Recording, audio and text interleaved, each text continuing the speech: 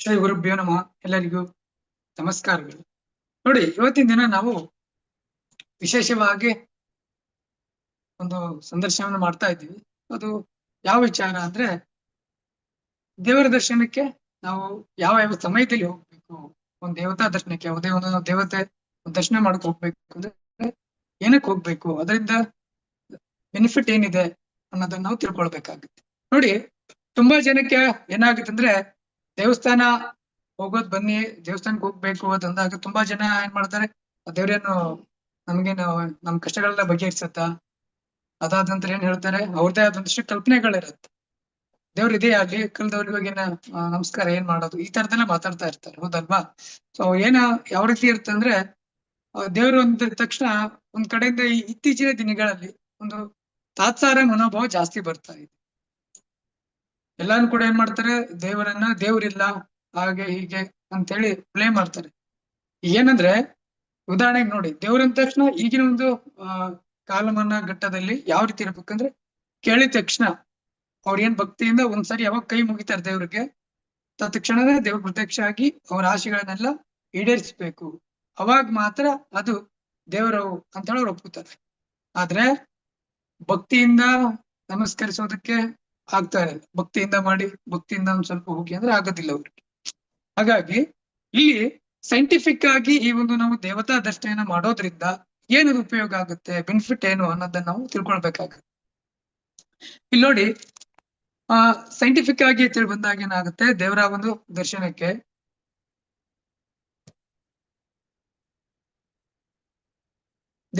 ದರ್ಶನಕ್ಕೆ ನೋಡಿ, ಈಗ ವಿಷ್ಣುವಿನ ದೇವಾಲಯಕ್ಕೆ ನಾವು ಹೋದಂತ ಸಂದರ್ಭದಲ್ಲಿ, ಈಗ ಯಾವುದೇ ಒಂದು ವಿಷ್ಣು ದೇವಸ್ಥಾನಗಳಲ್ಲಿ ಅಲ್ಲಿ ಆ ಒಂದು ದೇವತಾ ದರ್ಶನಕ್ಕೆ ಹೋದಾಗ ಏನಾಗಿರ್ತದೆ, ಆ ಒಂದು ದೇವರ ಒಂದು ಅಲಂಕಾರ ಇರುತ್ತೆ, ಹೌದಲ್ವಾ?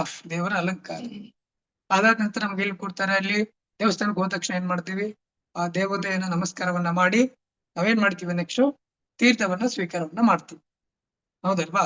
ಇಲ್ಲಿ ಆ ತೀರ್ಥದಲ್ಲಿ, ಈಗ ನಾವು ವಿಷ್ಣುವಿನ ದೇವಸ್ಥಾನಕ್ಕೆ ಹೋದಂತ ಸಂದರ್ಭದಲ್ಲಿ ಏನ್ ಮಾಡ್ತಾರೆ ಅಂದ್ರೆ, ಅಲ್ಲಿ ಆ ತೀರ್ಥದಲ್ಲಿ ತುಳಸಿ ದಳವನ್ನ ಹಾಕಿರ್ತಾರೆ, ತುಳಸಿ.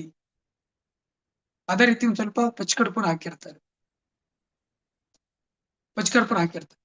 ಸೊ ಅದು ಏನ್ ಮಾಡುತ್ತೆ ಅಂದ್ರೆ, ನೋಡಿ, ತುಳಸಿಯಲ್ಲಿ ತುಂಬಾ ರೋಗ ನಿರೋಧಕ ಶಕ್ತಿಗಳು ಜಾಸ್ತಿ ಇರುತ್ತೆ, ಯಾವುದು ತುಳಸಿ ಒಂದು ದಳಗಳಲ್ಲಿ.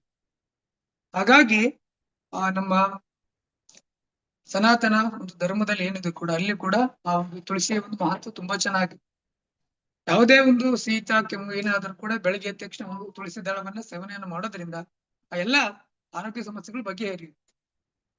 ಆದ್ರೆ ಇತ್ತೀಚಿನ ದಿನಗಳಲ್ಲಿ ಏನಂದ್ರೆ, ಅದು ತುಳಸಿ ದಳವನ್ನ ಒಂದು ಪಾತ್ರೆಯಲ್ಲಿ ಹಾಕಿ ಆ ಒಂದು ನೀರ್ ಸೇವನೆ ಮಾಡೋದ್ರಿಂದಾನೆ ಅಷ್ಟು ಬೆನಿಫಿಟ್ ಇದೆ. ಆದ್ರೆ ಈಗಿನ ದಿನಗಳಲ್ಲಿ ಏನ್ ಮಾಡ್ತಾ ಇದ್ದಾರೆ, ತುಂಬಾ ಜನ ಒಂದ್ ಶೀತ ಆದ್ರೂ ಸಾಕು ಆಸ್ಪತ್ರೆಗೆ ಹೋದು ಮಾತ್ರೆ ತಗೊಳ್ತಾರೆ. ಹಾಗಾಗಿ ಅದೇ ರೀತಿಯಲ್ಲಿ ದೇಹ ಕೂಡ ಏನಾಗ್ತಾ ಇರುತ್ತೆ, ಕ್ಷೀಣ ಹಾಕೊಂಡ್ ಬರ್ತಾ ಇದೆ, ಕ್ಷೀಣ ಆಗ್ತಾ ಇದೆ. ಇಲ್ಲಿ ನಮ್ಗೆ ಏನಾಗುತ್ತೆ ಅಂದ್ರೆ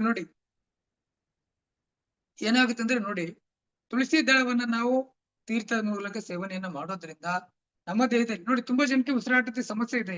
ಈಗ ಅಸ್ತಮ ಬರುತ್ತೆ, ಅಥವಾ ಉಸಿರಾಟವನ್ನು ಸರಿಯಾಗಿ ಆಡೋದಕ್ಕೆ ಬರ್ತಾ ಇರೋದಿಲ್ಲ. ಶ್ವಾಸಕೋಶಗಳು ಏನಾಗಿರ್ತಂದ್ರೆ ತುಂಬಾ ಹಾಳಾಗ್ಬಿಡುತ್ತೆ. ಯಾಕಂದ್ರೆ ಈಗ ಪೊಲ್ಯೂಷನ್ ಕೂಡ ಅಷ್ಟು ಜಾಸ್ತಿ ಇದೆ, ತುಂಬಾ ಪೊಲ್ಯೂಷನ್ ಇರುತ್ತೆ, ನಾವೆಲ್ಲ ತಿರ್ಗಾಡಿದ್ರೆ ತುಂಬಾ ಪೊಲ್ಯೂಷನ್ ಇರುತ್ತೆ. ಶ್ವಾಸಕೋಶಗಳೆಲ್ಲ ಏನಾಗುತ್ತೆ, ಬ್ಲಾಕೇಜ್ ಆಗ್ತಾ ಹೋಗ್ತಾ ಇರುತ್ತೆ ಜಾಸ್ತಿ, ನಾವು ಕಲುಷಿತವಾದ ವಾತಾವರಣದಿಂದ ಒಂದು ಗಾಳಿಯನ್ನ ತಗೊಳ್ಳೋದ್ರಿಂದ. ಸಿಟಿಗಳಂತೂ ಕೂಡ ಅದು ಯಥೇಚ್ಛವಾಗಿ ಜಾಸ್ತಿ ಇದೆ. ಯಾಕಂದ್ರೆ ಸಿಟಿಗಳಲ್ಲಿ ಹೊರಗಡೆ ಹೋಗೋದಿಲ್ಲ, ಮನೆಯಲ್ಲಿ ಎಲ್ಲಾ ಡೋರ್ ಲಾಕ್ ಮಾಡ್ಕೊಂಡು ಮನೆಯಲ್ಲೇ ಇರ್ತಾರೆ. ಹಾಗಾಗಿ ಶ್ವಾಸಕೋಶಗಳಿಗೆ ಎಲ್ಲಿ ಆ ಒಂದು ಫ್ರೆಶ್ನೆಸ್ ಇರುತ್ತೆ. ಆ ಬಿಸಿಲು ಬೆಳಗಿನ ಜಾವದೊಂದು ಮನೆಗೆ ಒಂದು ಬಿಸಿಲೇನ್ ಬರುತ್ತೆ, ಆ ಬಿಸಿಲು ಬಂದ್ರು ಕೂಡ ಈಗ ಮೇಲ್ಗಡೆ ಬಿಸಿಲು ಬರ್ಬಾರ್ದು ಮನೆ ಒಳಗಡೆ ಅಂತ ಹೇಳಿ ಕ್ಲೋಸ್ ಮಾಡ್ಬಿಡ್ತಾರೆ. ಆ ರೀತಿ ಆಗ್ತಾ ಇದೆ. ಹಾಗಾಗಿ ಏನಾಗ್ತಾ ಇದೆ, ಇತ್ತೀಚಿನ ದಿನಗಳಲ್ಲಿ ಶ್ವಾಸಕೋಶ ತೊಂದರೆಗಳು ಜಾಸ್ತಿ ಬರ್ತಾ ಇದೆ, ಅಜೀರ್ಣ ಸಮಸ್ಯೆ ಜಾಸ್ತಿ, ಈ ರೀತಿ ಇದೆ. ಈಗ ಈ ಒಂದು ನಾವು ದೇವಸ್ಥಾನಕ್ಕೆ ಹೋಗೋದ್ರಿಂದ ಅಲ್ಲಿ ಏನ್ ಮಾಡ್ತಾರೆ, ನಮಗೆ ಹೋಗಿದ ತಕ್ಷಣ ನಾವೇನ್ ಮಾಡ್ತೀವಿ, ದೇವರ ದರ್ಶನವನ್ನ ಮಾಡ್ತೀವಿ. ದೇವರ ದರ್ಶನ ಆದ ನಂತರ ಏನ್ ಮಾಡ್ತಾರೆ, ಅಲ್ಲಿ ದೇವರ ಒಂದು ದರ್ಶನದಲ್ಲಿ ಆ ಒಂದು ದೇವತೆಗೆ ಏನ್ ಮಾಡ್ತಾರೆ, ಸಂಪೂರ್ಣವಾಗಿ ಹೂಗಳಿಂದ ಅಲಂಕಾರ ಮಾಡಿರ್ತಾರೆ.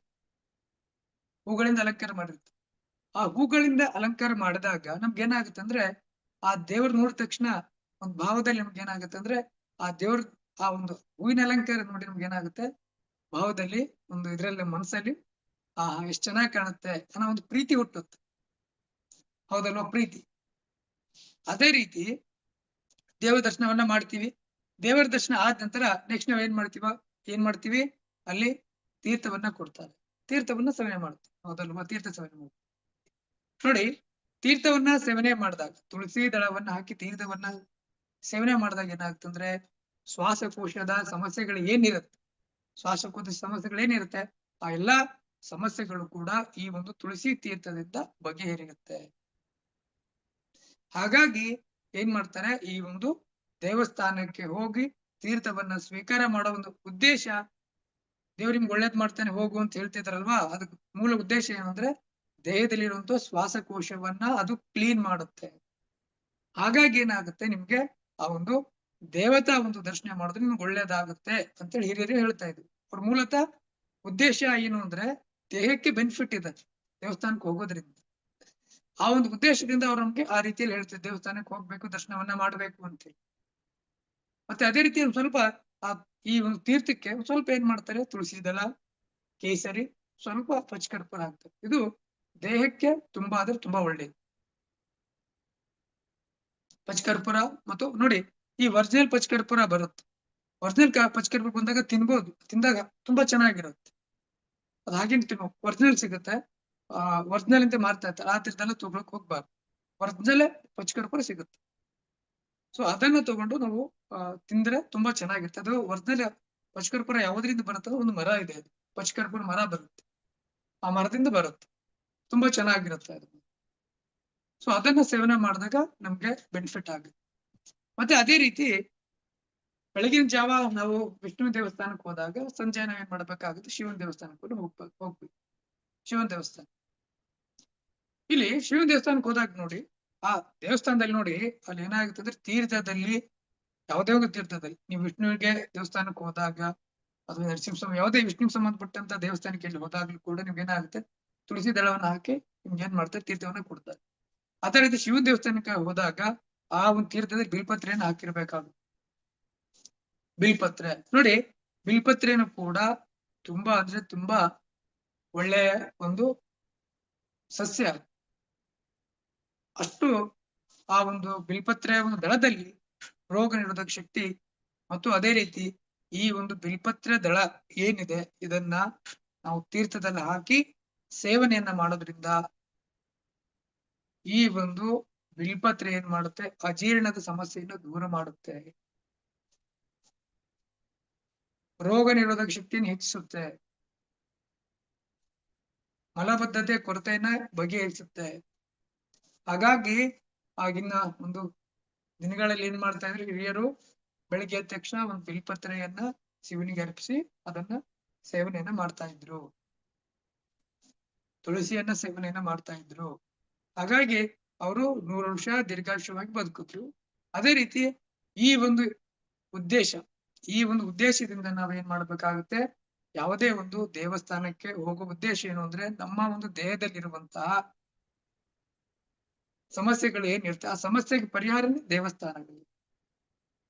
ಅಲ್ಲಿ ನಾವು ಈ ತೀರ್ಥವನ್ನ ಸೇವನೆ ಮಾಡೋದ್ರಿಂದ ಏನಾಗುತ್ತೆ, ನಮಗೆ ದೈಹಿಕವಾಗಿ ಮಾನಸಿಕವಾಗಿ ಒಂದು ನೆಮ್ಮದಿ ಸಿಗುತ್ತೆ. ಅದೇ ರೀತಿ ನೋಡಿ, ಇಲ್ಲ ನಿಮ್ಗೆ ಯಾವುದೇ ಒಂದು ದೇವಸ್ಥಾನಕ್ಕೆ ಹೋದಾಗ ಗಂಧ ಹಚ್ತಾರೆ ಅಥವಾ ಭಸ್ಮವನ್ನು ಹಚ್ತಾರೆ, ಭಸ್ಮ ಅಥವಾ ಗಂಧವನ್ನು ಇಡ್ತಾರೆ ವಿನಾಯಕ. ನೋಡಿ, ಈ ಭಸ್ಮ ಅಥವಾ ಗಂಧ ಇದೇನನ್ನ ನಾವು ತ್ರಿಪುಂಡ ಧಾರಣೆ ಏನಿರುತ್ತೆ ಇದನ್ನ ನಾವು ದೇವಸ್ಥಾನಗಳಲ್ಲಿ ಹಣೆಗೆ ಒಂದು ಹಚ್ಕೊಳ್ಳೋದ್ರಿಂದ ಏನಾಗುತ್ತೆ ಅಂದ್ರೆ ಆಧ್ಯಾತ್ಮಿಕ ಭಾವನೆ ಬರುತ್ತೆ. ನೀವು ಸಮಯದಲ್ಲಿ ನೋಡಿ, ಪರೀಕ್ಷೆ ಮಾಡಿ ನೋಡಿ ನೀವೇ, ಆ ಒಂದು ಸಮಯದಲ್ಲಿ ಯಾರೇ ಆಗ್ಲಿ ಹಚ್ತಾ ಇದ್ದಾಗ ಮನಸ್ಸು ಶಾಂತವಾಗಿರುತ್ತೆ, ಆ ಒಂದು ದೇವ್ರ ಮೇಲೆ ಭಕ್ತಿ ಇರುತ್ತೆ, ಕಣ್ಣು ಮುಚ್ಕೊಂಡು ಹಚ್ಕೋತಾ ಇರ್ತೀವಿ, ಹೌದಲ್ವಾ? ಆ ಒಂದು ಶ್ರದ್ಧೆ ಭಕ್ತಿ, ಅವಾಗ ಏನಾಗುತ್ತೆ ಆಧ್ಯಾತ್ಮಿಕ ಒಂದು ಬೆಳವಣಿಗೆ ಆಗುತ್ತೆ ಆ ಒಂದು ಸಂದರ್ಭದಲ್ಲಿ. ಹಾಗಾಗಿ ನಮಗೇನಾಗುತ್ತೆ, ಈ ಒಂದು ಜಗತ್ತಿಗೆ ಎರಡೂ ಬೇಕು.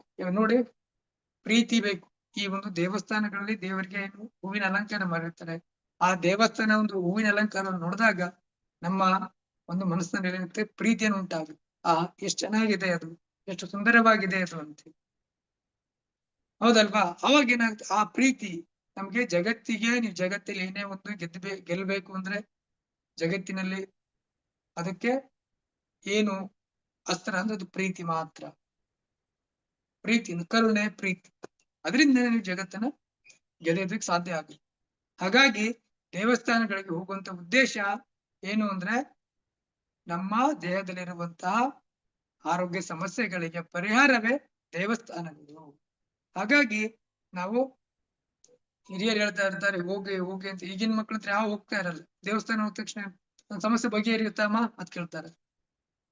ಆ ದೇವಸ್ಥಾನ ಬಂದ್ಬಿಟ್ಟು ನಮ್ಗೆ ಚೆನ್ನಾಗಿ ದುಡ್ಡು ಗಿಡ್ ಕೊಡತ್ತ ಅಂತ ಕೇಳ್ತಾರೆ. ಈ ತರದೆಲ್ಲ ಕೇಳ್ತಾರೆ ಈಗಿನ ಒಂದ್ ಮಕ್ಳು. ಈಗಿನ ಮಕ್ಳಿಗೆ ಏನಂದ್ರೆ ಸೈಂಟಿಫಿಕ್ ಆಗಿ ಈ ದೇವಸ್ಥಾನಕ್ಕೆ ಹೋಗೋದ್ರಿಂದ ಸೈಂಟಿಫಿಕ್ ಆಗಿ ಏನದು ಬೆನಿಫಿಟ್ ಆಗುತ್ತೆ ಅನ್ನೋದನ್ನ ನೀವು ಹೇಳ್ಬೇಕು. ಅವಾಗ ಮಾತ್ರ ನಂಬ್ತಾರೆ. ವೈಜ್ಞಾನಿಕವಾಗಿ ಇವ್ರಿಗೆ ನೀವೇನ್ ಮಾಡ್ಬೇಕಾಗುತ್ತೆ, ಹೇಳ್ಬೇಕಾಗುತ್ತೆ. ನೋಡು, ಈ ದೇವಸ್ಥಾನಕ್ಕೆ ಹೋಗೋದ್ರಿಂದ ಈ ರೀತಿಯಾದ ಸಮಸ್ಯೆಗಳಿಗೆ ಇದು ಪರಿಹಾರ. ತೀರ್ಥದಲ್ಲಿ ಇದನ್ನ ಹಾಕಿ ಸೇವನೆ ಮಾಡೋದ್ರಿಂದ ಅದು ಶ್ವಾಸಕೋಶದ ಸಮಸ್ಯೆಗಳಿಗೆ ಪರಿಹಾರ ಆಗುತ್ತೆ. ಬಿಲ್ಪತ್ರೆಯನ್ನು ಹಾಕಿ ಸೇವನೆ ಮಾಡೋದ್ರಿಂದ ಅಜೀರ್ಣತೆ, ಮಲಬದ್ಧತೆ, ಈ ಒಂದು ಸಮಸ್ಯೆ ದೂರ ಆಗುತ್ತೆ ಅಂತೇಳಿ ಹೇಳಿದಾಗ ಅವರು ಆ ಮಾತನ್ನ ಕೇಳಿ ಹೋಗ್ತಾರೆ. ಅರ್ಥ ಆಯ್ತಾ? ಸೊ ಅದಕ್ಕೋಸ್ಕರ ನಾವು ದೇವರ ಒಂದು ದರ್ಶನಕ್ಕೆ ಹೋಗುವ ಉದ್ದೇಶ ಏನು ಅಂದ್ರೆ ನಮ್ಮ ಒಂದು ಮನಸ್ಸಿನ ಒಂದು ಶಾಂತತೆ. ಹಾಗಾಗಿ ಸೊ ಎಲ್ರು ಕೂಡ ಆದಷ್ಟು ನಿಮಗೆ ದೇವಸ್ಥಾನಕ್ಕೆ ಹೋದಾಗ ತುಳಸಿ ಒಂದು ದಳ ಏನಿರುತ್ತೆ, ಆ ದಳವನ್ನು ನೀವು ಮನೆಯಲ್ಲಿ ಹಾಕೊಂಡು ಸ್ವಲ್ಪ ಚಿಕ್ಕರಪುರ ಹಾಕೊಂಡು ಅದೇ ತೀರ್ಥವನ್ನ ನೀವು ಇಷ್ಟ ದೇವತೆ ಒಂದು ಜಪ ಗಿಪ ಮಾಡೋ ತಕ್ಷಣ ಅದೇ ತೀರ್ಥವನ್ನು ನೀವು ಸೇವನೆಯನ್ನ ಮಾಡಬಹುದು. ಆ ರೀತಿನೂ ಕೂಡ ಸೇವನೆ ಮಾಡಬಹುದು.